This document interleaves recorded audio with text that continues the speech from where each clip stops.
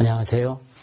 자, 가나안 땅을 통해서 게시된 그 천국운동 11번째 강의입니다. 오늘은 여러분이 가지고 계신 교재 95페이지 두 번째 광야의 여정. 이 광야의 여정, 지난 시간에는 그 여정을 준비하는, 그리고 하나님이 준비시키는 과정을 다루었다면, 이제는 드디어 본격적으로 이스라엘 백성들이 고센 땅을 떠나서 이제 광야로 향하러 가는 이러한 부분들을 우리가 생각해 보려고 합니다. 애굽의 출애굽기 바로 19장부터 이제 하나님의 은혜로 하나님의 역사하심을 이루어져가는 그러한 모습, 그 출애굽기 19장은 이스라엘 백성들을 정말 자부심을 갖게 하고 이스라엘 백성들의 정체성을 갖게 하는 그런 내용이 바로 출애굽기 19장에 나옵니다. 근데 사실 출애굽기 이제 12장부터 보게 되면 하나님께서 이제 애굽을 통해서 유월절 규례를 하게 하시고, 그리고 13장에는 하나님이 은혜로 이제 여호와께서 모세를 딱 불러서 다시 이제 하나님이 명령하시고 말씀하신 그러한 역사들을 이루어가는데, 17절부터 13장 17절부터 보게 되면 바로가 백성을 보낸 후에 블레셋 사람의 땅의 길을 가까울지라도 하나님이 그들을 그 길로 인도하지 아니하였으니 이는 하나님이 말씀하시기를 이 백성이 전쟁을 하게 되면 마음을 돌이켜 애굽으로 돌아갈까 하셨습니다. 그러니까 하나님께서 애굽을 떠난 가나안 땅까지 가는 길이 그렇게 멀지 않았습니다. 지름길로 가면 금방 갈 수 있었지만, 그러나 전쟁을 만나게 되고 또 하나님께서 아직 그들이 애굽의 문화에 빠져 있기 때문에 애굽의 문화를 다 빼기 위해서 하나님이 이제로 광야로 인도해 간다고 하는 그런 내용의 말씀을 우리에게 주시는 것을 알 수가 있습니다. 그래서 하나님께서 낮에는 구름기둥, 밤에는 불기둥, 그래서 홍해 앞에까지 건너가게 되는 내용들이 나오게 됩니다. 애굽에서 출발한 그들, 그리고 이제 처음에 만난 것이 바로 홍해 바다입니다. 그들은 뒤에는 애굽 군대가 쫓아옵니다. 그래서 이때 그 여정을 살펴보면 다음과 같습니다. 이따가 애굽에서 이스라엘 백성들이 탈출해서 나오기 시작한 이 일반 연대를 보게 되면 BC 약 1446년이라고 봅니다. BC 1446년, 그래서 1년, 그리고 1월 1일부터 성경은 시작을 하게 되죠. 출애굽기 12장 2절의 말씀이 바로 그런 내용입니다. 그래서 거기에서 이스라엘 백성들은 이제는 고센 땅, 즉 라암셋이죠. 고센 땅이지만 정확한 도시 이름은 라암셋을 출발을 합니다. 라암셋에서 출발하는데 출애굽기 12장 37절에 있는 내용이 바로 이곳을 말합니다. 이 라암셋에서 출발하여 첫 번째 뭐를 만납니까? 홍해 바다를 만납니다. 홍해 바다. 홍해 바다를 만나는데 여기까지 이제 지나서 그리고 시내산까지 가게 되죠. 시내산까지 가서 시내산에서 1년 동안 머물게 됩니다. 라암셋에서 출발한 1월 1일인데 3개월 거칩니다. 여기서 시내산까지 홍해 바다를 건너서 가는 길이 3개월 정도 걸리게 되는 거죠. 3개월 정도 걸려서 시내산 바로 밑에까지 다가옵니다. 그래서 시내산에서 하나님의 약속을, 언약을 받게 되고, 이게 바로 출애굽기 19장 1절에서 2절에 보게 되면 여기에서 하나님은 1년 동안 시내산에서 이들을 머물게 합니다. 그래서 머물게 하면서 1년 동안 이들은 3가지 하나님의 약속과 또 일을 이루어 주십니다. 첫 번째는 이 시내산에 머물 때 바로 십계명 돌판을 중심으로 하는 율법을 받게 됩니다. 모세는 이때 십계명 돌판을 하나님께서 시내산 위에 올라가서 40일 동안 하나님과 지내면서 거기서 돌판을 가지고 내려옵니다. 또 하나, 여기에서 머물 때 이들은 성막을 만듭니다. 성막과 성막이 필요한 모든 기구들을 1년 동안 머물면서 만들게 되는데 이것이 바로 출애굽기 25장. 25장에서부터 40장에 있는 내용입니다. 특별히 율법은 출애굽기 20장에서부터 나옵니다. 20장, 22절. 또는 레위기가 바로 이 부분입니다. 그리고 이 하나님께서는 성막을 준 이유가 있죠. 바로 성전 중심. 비록 광야 생활이지만 교회 중심. 하나님이 원하신 것이 바로 광야 생활에서 우리가 사는 성도들은 반드시 이 교회라고 하는 것을 중심으로 해서 하나님을 섬기고 의뢰하고 의지하고 헌신하고 봉사하고 이렇게 하라는 뜻입니다. 그 다음에 세 번째는 이들은 자기들을 지켜야 됩니다. 광야에는 여러 가지 다른 민족들이 산재해 있습니다. 그들과 만나서 대항해서 때로는 전쟁해야 되는데 이때 이들은 이 시내산에서 1년 동안 머물 때 군대를 조직합니다. 즉 한마디로 말해서 관리를 하게 하는 일에 이들이 힘쓰게 됩니다. 이것이 바로 민수기서에 나오는 1장에서부터 10장에 있는 내용이 바로 이 시내산에서 1년 동안 머물면서 얻은 것들이 그거입니다. 그리고 이들은 1년 후에 다시 출발을 합니다. 출발을 해서 10하루길, 11개월이 아니라 10하루 만에 어디에 도착하냐면 가데스 바네아라는 곳에 도착을 합니다. 가데스 바네아.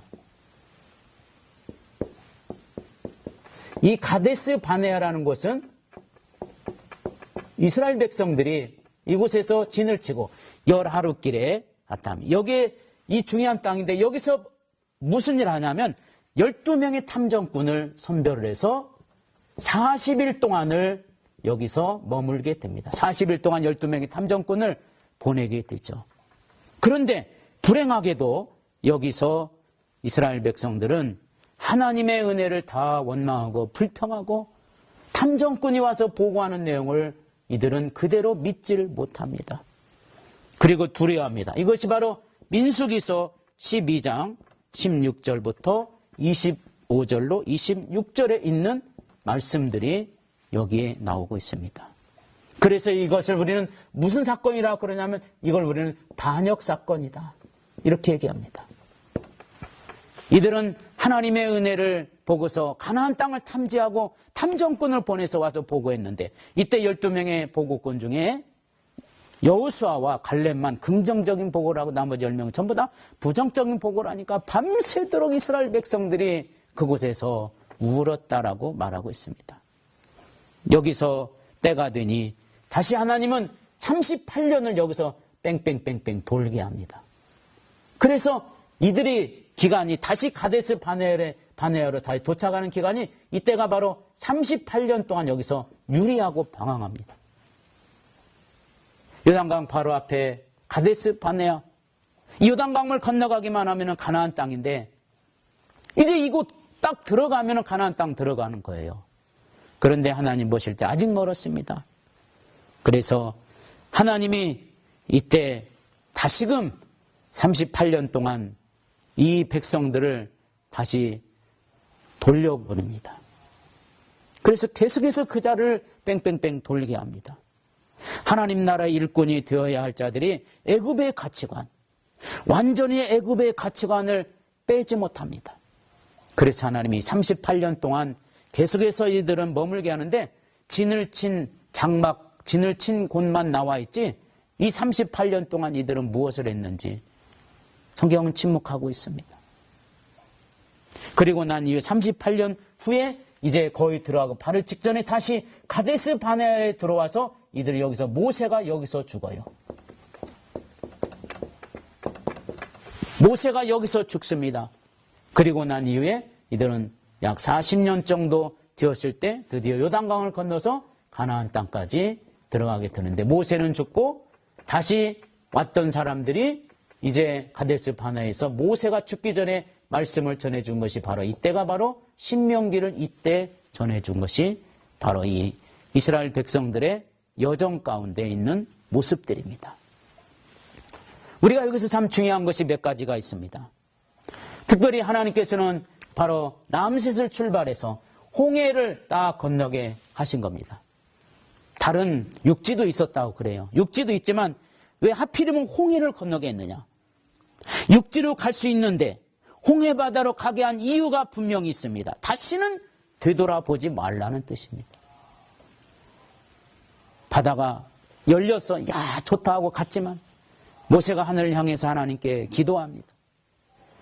홍해 바다가 콱 열리니까 얼마나 이분들이 기쁜 마음으로 이스라엘 백성들의 즐거운 마음으로 그것을 갑니다. 뒤에 따라온 애굽의 군대도 자기들도 갈 줄 알고 갔지만 거기서 물에 다 수장이 되어서 죽고 맙니다. 이스라엘 백성들 광야로 딱 들어와서 다시는 뒤돌아 못 갑니다. 이제는 홍해 바다가 있는데 어떻게 갑니까? 그런데도 이스라엘 백성들은 문제가 있을 때마다 늘 애굽을 생각하고 애굽을 동경하고 그리워했던 이 모습을 볼 때 하나님이 얼마나 답답해했겠습니까? 그래서 하나님께서 바로 홍해의 바다를 건너게 해서 다시는 돌아가지 못하게 그렇게 만들어 놓은 것을 우리에게 보여주고 있는 겁니다. 이처럼 출애굽기 전체적인 내용 속에서 그리고 특별히 오늘 우리가 이 시간에 기억해야 될 부분들이 바로 이것이라는 것을 우리가 기억합시다. 특별히 하나님께서 이렇게 이스라엘 백성들의 광야의 여정 속에서 이들에게 꼭 기억해야 될 중요한 부분이 있다면 바로 출애굽기 19장입니다. 출애굽기 19장은 바로 홍해 바다를 건너온 이스라엘 백성들에게 시내산에서 이들의 백성들에게 주어졌던 아주 정체성의 말씀을 우리에게 주신 내용이면서 이스라엘 백성들이 꼭 들어야 될 아주 중요한 말씀이 출애굽기 19장입니다. 출애굽기 19장 5절에 보니까 세계가 다 내게 속하였나니 너희가 내 말을 잘 듣고 내 언약을 지키면 너희는 모든 민족 중에서 내 소유가 되겠고 너희가 내게 대하여 제장 나라가 되며 거룩한 백성이 되리라. 너는 이 말을 이스라엘 자손에게 전할지니라. 하나님께서 이스라엘 백성들의 존재 이유를 오늘 여기서 지금 설명하고 있는 부분입니다. 이스라엘이 존재할 이유는 두 가지입니다. 첫째는 바로 자기들이 하나님을 섬겨야 된다는 겁니다. 먼저 남들이 하나님을 섬기는 것이 아니라 자기들이 하나님, 반드시 우리는 어디를 가든지 그리고 세상 무슨 일을 당하든지 하나님 앞에서 우리는 하나님을 섬겨야 될 백성이다. 이것을 분명하게 알려주시고 이 시내산에서 지금 율법을 주기 전에 하나님이 이스라엘 백성들에게 다짐을 시키는 겁니다. 또 하나는 이스라엘 백성들이 두 번째 존재할 이유에 대해서 분명히 말하기를 온 세계를 하나님께 중보자의 사명을 갖습니다. 이스라엘 백성들이 해야 될 일은 온 세계를 향해서 중보자, 즉 제사장 나라가 된다는 것입니다. 그래서 온 세계를 중보합니다. 온 민족을 중보합니다. 그래서 제사장들이 성전에 들어가서 제사할 때 옷을 입는데 옷을 입을 때 바로 에봇이라는 옷을 입습니다. 그 앞에 12개의 보석을 이렇게 달아놓습니다. 12지파를 상징하지만 세계 온 백성들을 다시 중보한다는 그런 영적인 의미가 있는 겁니다. 12지파의 모든 죄를 짊어지고 제사장이 들어가서 하나님 앞에 회개하고 속죄하고 그런 내용들이거든요. 그래서 이스라엘 백성들은 분명하게 이게 바로 자기들이 이 세상에 존재할 가치요, 존재할 이유요, 이것이 그들의 사명이었던 겁니다. 그래서 이 부분에 대해서 출애굽기 19장에서 우리에게 말씀해 주고 있는 것을 볼 수가 있습니다. 이처럼 하나님께서 광야의 여정을 이렇게 우리에게 보여주시고 말씀하시고 역사하시는 이러한 내용들을 우리에게 보여주고 있는데 그중에서 하나님은 우리에게 아주 중요한 내용, 시내산에서 그들은 율법을 가르칠 때 우리가 율법은 결국은 하나님을 섬기는 아주 중요한 법이 되지 않습니까? 율법은 우리에게 아주 중요하게 여러 가지 목적을 향해서 준 것이 있습니다. 첫째는 율법은 바로 레위기에서 말한 것처럼 제일 먼저 중요한 것은 하나님을 섬기는 법이 이 율법입니다. 하나님을 어떻게 섬기느냐? 이 율법을 통해서 우리는 하나님을 어떻게 섬기고 어떻게 하면 하나님이 기뻐하고 어떻게 하면 하나님이 원하시는 바를 행할 수 있을까라고 하는 이런 내용을 가르치는 것이 바로 이게 바로 율법의 첫 번째 기능입니다. 두 번째 기능은 무엇인가 하면 율법은 결국은 바로 사람을 섬기는 겁니다.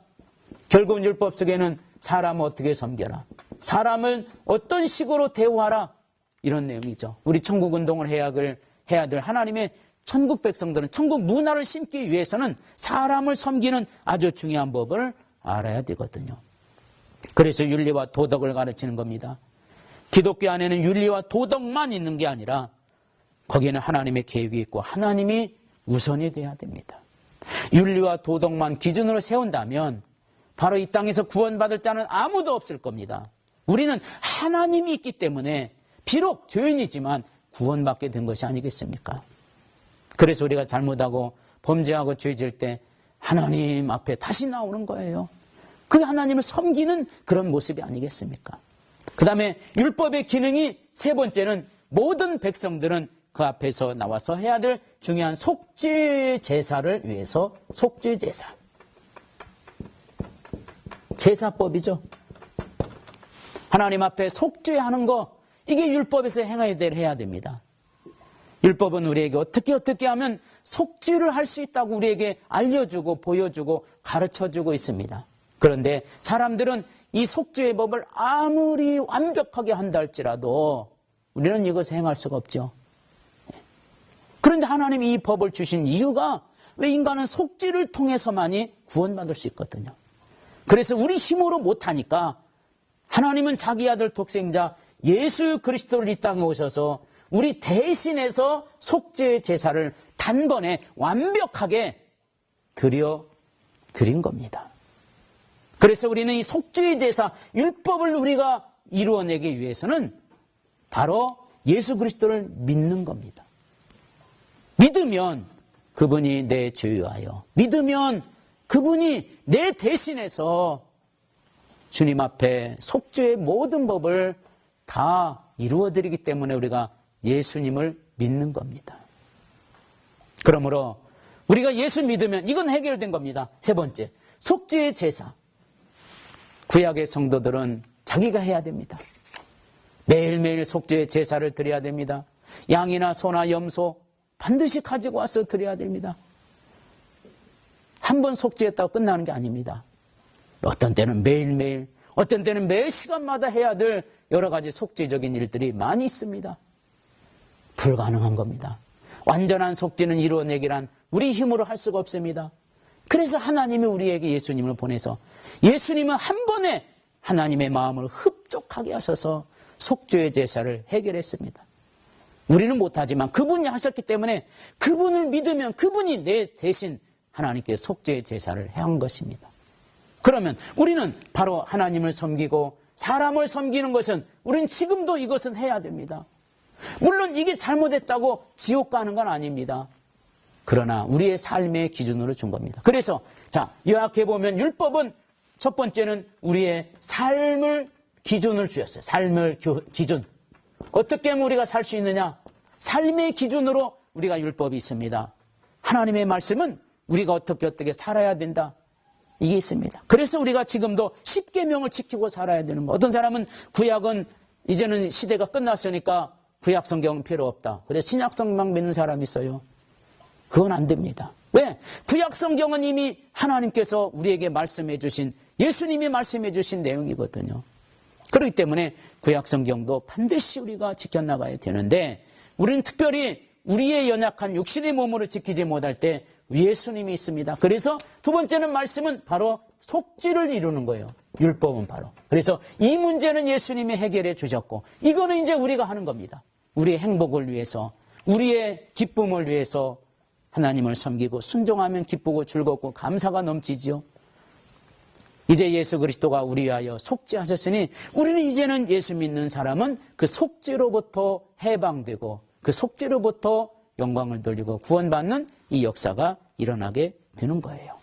이처럼 출애굽기에는 이와 같은 여러 가지 우리에게 꼭 필요한, 그리고 이스라엘 백성들이 해야 될 중요한 내용들을 우리에게 소개하고 있는데, 출애굽기의 내용을 한번 보게 됩니다. 여러분이 가지고 있는 교재 96페이지가 바로 출애굽기에 대한 내용 정리가 나와 있습니다. 출애굽기는 억압받는 하나님의 백성들을 구출해 하시는 하나님의 역동적인 행동을 우리에게 보여주는 귀한 책입니다. 출애굽기는 고통과 신음으로 시작하나 승리와 환호로 끝맺히게 하는 아름다운 책이기도 합니다. 400년 동안 가나안에서 애굽으로 이주한 야곱 가문 후손들에 대한 이야기의 연속입니다. 애굽에게는 심판을, 이스라엘에게는 구원을 베푸시기 위한 출애굽기의 역사가 시작되게 된 것을 알 수가 있습니다. 그래서 하나님의 백성이 세상에서 때로는 고통당하고 시험당하고 그런 것을 다 통과하고 그리고 하나님 나라에 들어가게 되는 과정을 하나님의 구속사적인 예정과 천국의 영광을 말씀하시는 아주 중요한 책이 바로 출애굽기의 책입니다. 특별히 이 출애굽기의 내용 정리를 97페이지서부터 나오게 되는데 이 출애굽기는 크게 5가지 내용으로 우리가 정리해 볼 수가 있습니다.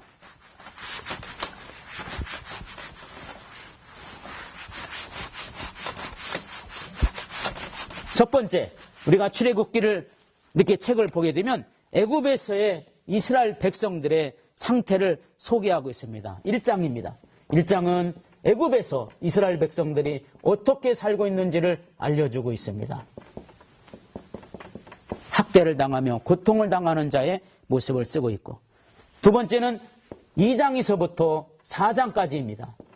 2장에서부터 4장까지에 있는 내용을 보게 되면 모세의 출생과 모세가 하나님 앞에 받은 소명에 대해서 나옵니다. 모세에 대한 어린 시절, 그리고 그가 받은 소명에 대해서 아브라함과 이삭과 야곱에게 이제 이루려고 했던 이 하나님의 뜻이 이제는 너를 통해서 내가 이루어야 되겠다고 하는 약속의 말씀이 바로 이런 내용입니다.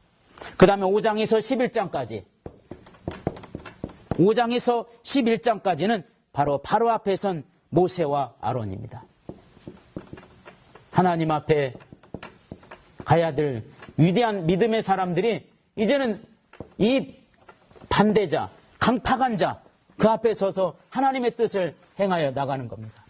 우리는 하나님의 뜻을 이룰 때 때로는 우리와 동조하는 사람, 우리와 동역하는 사람, 우리와 같이 하는 사람, 이런 사람들과 같이 갈 수 있지만 때로는 이렇게 우리를 반대하는 사람, 이런 사람 앞에서도 서야 된다고 하는 내용을 우리에게 보여주고 있는 내용들입니다. 그 다음에 12장서부터 우리는 17장까지 이 내용은 우리가 아주 중요하게 보는 내용이죠.